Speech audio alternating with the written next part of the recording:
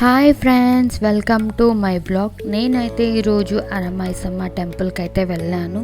ఈ టెంపుల్ని అరమైసమ్మ అండ్ కాళీమాత మందిర్ అని కూడా పిలుస్తారు. అండ్ ఈ టెంపుల్కి ఎలా వెళ్ళాలి ఏంటి అని మీకు అయితే ఇప్పుడు నేను చెప్తాను. ఫస్ట్ టైం కనుక మీరు నా ఛానల్ని చూసినట్టయితే please like, share and subscribe చేయండి. ఎక్కడ మాత్రం మిస్ కాకుండా అయితే చూడండి. ఈ టెంపుల్కి అయితే మెహదీపట్నం నుండి అయితే బస్సెస్ అయితే మనకు అవైలబుల్గా ఉంటాయండి. బస్సెస్ వచ్చేసి 5K అండ్ 49M అండ్ చిలుకూరుకి వెళ్ళే బస్సెస్ కూడా మనం వెళ్ళొచ్చండి. మధ్యలో ఈ టెంపుల్ మనకు కనిపిస్తుంది. చిలుకూరుకి వెళ్ళే దారిలోనే ఈ టెంపుల్ ఉంటుంది. ఈ టెంపుల్ కూడా బస్ స్టాప్కి ఎదురుగానే ఉంటుంది. సో అందుకే మనం ఇంకా మళ్ళీ అక్కడ ఆటో ఎక్కాల్సిన అవసరం లేదు, డైరెక్ట్ టెంపుల్కే వెళ్ళొచ్చు. అండ్ ఇక్కడైతే మేము బయట అయితే కొబ్బరికాయ కొనేసి లోపలికైతే వెళ్ళామండి. ఇది లోపల ఎంట్రన్స్ అండి. స్టార్టింగ్ ఎంట్రన్స్ ఇలా ఉంటుంది. మొత్తం బయట అయితే ఫస్ట్ మనకైతే గంటలు అవన్నీ కనిపిస్తాయి. వ్యూ మాత్రం బాగుంటుందండి, సూపర్గా ఉంటుంది. చూడండి.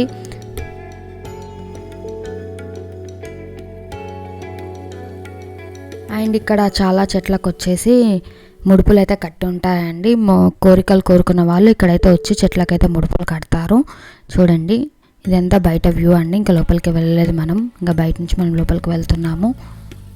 అండ్ ఈ టెంపుల్ ఉన్న ప్లేస్ని అయితే బండ్లగూడ జాగిర్ అని అయితే పిలుస్తారండి. అండ్ ఈ టెంపుల్కి ఎందుకు వస్తారంటే చాలా మటుకు వాహనాలు తీసుకుంటే, వెహికల్స్ తీసుకుంటే వెహికల్ పూజలకి దానికైతే చాలామంది వస్తారండి. అండ్ ఈ టెంపుల్ దగ్గర వచ్చే వాళ్ళకి రూమ్స్ అవైలబుల్గా ఉన్నాయండి. అండ్ ఇక్కడ వచ్చి వంటలు చేసుకుంటారు కదా, వాళ్ళకైతే రూమ్స్ కూడా మనకి ఇక్కడ అవైలబుల్గా ఉంటాయి. ఈ టెంపుల్ లోపలికి అయితే ఇప్పుడు మనం వెళ్తున్నామండి. లోపలికి వెళ్ళగానే మనకి ఇక్కడ ఒక అమ్మవారి విగ్రహం అయితే కనిపిస్తుంది. కాళీమాత అమ్మవారి విగ్రహం అయితే మనం ఇక్కడ చూడవచ్చు. అండ్ టెంపుల్ వ్యూ మాత్రం ఇలా ఉంటుంది. చాలా పీస్ఫుల్గా, చాలా ప్రశాంతంగా అయితే ఈ టెంపుల్ ఉందండి. అండ్ ఈ టెంపుల్ స్టోరీ ఏంటి, అరమైసం అనే పేరు ఎందుకు వచ్చిందో ఇప్పుడు మనం తెలుసుకుందాము. అండ్ ఈ టెంపుల్ పూర్వపు కాలంలో గంగని పంచ అనే ఒక రైతు ఉండేవాడంట. ఆ రైతుకి కాళీమాత అమ్మవారు కల్లో కనిపించి ఇక్కడ నాకు ఒక గుడి కట్టించాలి అని అడిగిందంట. అప్పుడు ఆ రైతు ఏ ప్లేస్ అయితే ఇప్పుడు టెంపుల్ ఉందో ఆ ప్లేస్లో చిన్నగా గుడిని అయితే నిర్మించాడు. ఆ గుడి ఎక్కడైతే నిర్మించారో అక్కడి నుండి, ఆ ప్లేస్ నుండి ఒక అరచెట్టు నుండి అమ్మవారైతే స్వయంభుగా అయితే వెలిచారు. అందుకే అరమైసమ్మ అనే పేరైతే వచ్చిందండి. చెట్టు అర నుండి వెలిసింది కాబట్టి అరమైసమ్మ అనే పేరైతే వచ్చిందండి అమ్మవారికి, కాళీమాత అమ్మవారికి. అండ్ లోపల మనకి శివుడి దర్శనం అండ్ ఆంజనేయ స్వామి దర్శనం కూడా మనకు అవుతుంది. విగ్రహాలు ఉన్నాయి చూడండి. అండ్ టెంపుల్ అయితే చాలా పీస్ఫుల్గా, చాలా ప్రశాంతంగా అయితే ఉంది. ఇక్కడ వీకెండ్స్లో కాకుండా వీక్ డేస్లో వస్తే చాలా బాగుంటుందండి, ఎందుకంటే కొంచెం ప్రశాంతంగా ఉంది. వీకెండ్స్లో అంటే చాలా పబ్లిక్ వస్తారు కదా, సో వీకెండ్స్ స్కిప్ చేయండి. పిల్లలు ఉన్న వాళ్ళైతే వీక్ డేస్లో అయితే రండి, చాలా బాగుంటుంది. అండ్ ఇక్కడ టెంపుల్లో మనకి పూజారి అయితే ఉండడండి. ఎందుకు పూజారి ఉండరు అంటే అప్పటి కాలంలో ఈ ప్లేస్లో మొత్తం అడవే ఉంటుండే అండి.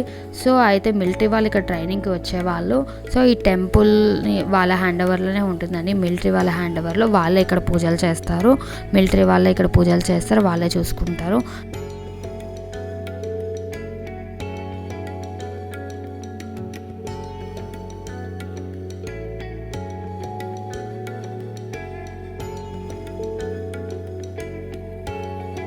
దర్శనం చేసుకొని బయటకు వచ్చాక మనకైతే ఇట్లా కాళీమాత అమ్మవారి విగ్రహం అయితే చాలా పెద్దగా ఉంటుందండి.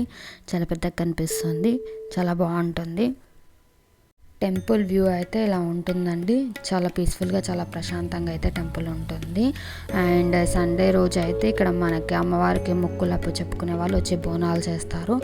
సో చాలామంది ఉంటారు సండే అయితే. వీక్ డేస్లో అయితే ఎవరు ఎక్కువ ఉండరు. చూడండి, మీరు కూడా ఎంతమంది ఈ టెంపుల్ని విజిట్ చేశారో నాకు కామెంట్ సెక్షన్లో పెట్టండి. నాకు తెలుస్తుంది ఎంతమంది ఈ టెంపుల్ని విజిట్ చేశారో అని, నేను కూడా చూస్తాను. అండ్ ఇలా ఇంకా మరెన్నో టెంపుల్స్తో నేను మళ్ళీ ఈ వ్లాగ్లోకి వస్తానండి. మీకు తెలిసిన టెంపుల్స్ని కూడా నాకు కొంచెం చెప్పండి, నేను కూడా వెళ్ళి ఒకసారి విజిట్ చేస్తాను. అండ్ ఈ టెంపుల్కి వచ్చే వాళ్ళు ఈ టెంపులే కాకుండా మనకి నియర్ బై చిలుకూరు టెంపుల్ కూడా ఉందండి, చిలుకూరు బాలాజీ టెంపుల్. ఆ టెంపుల్ని కూడా విజిట్ చేయొచ్చు. అండ్ అక్కడ ఉన్న లోటస్ టెంపుల్ని కూడా విజిట్ చేయొచ్చు. ఫస్ట్ టైం కనుక మీరు నా ఛానల్ని చూస్తున్నట్టయితే, ఇప్పటి వరకు ఎవరు సబ్స్క్రైబ్ చేసుకోకుండా చూస్తున్నట్టయితే వాళ్ళు కూడా సబ్స్క్రైబ్ చేసుకోండి. మీ సపోర్ట్ నాకు ఎంతో ఉంటుంది. Thank you.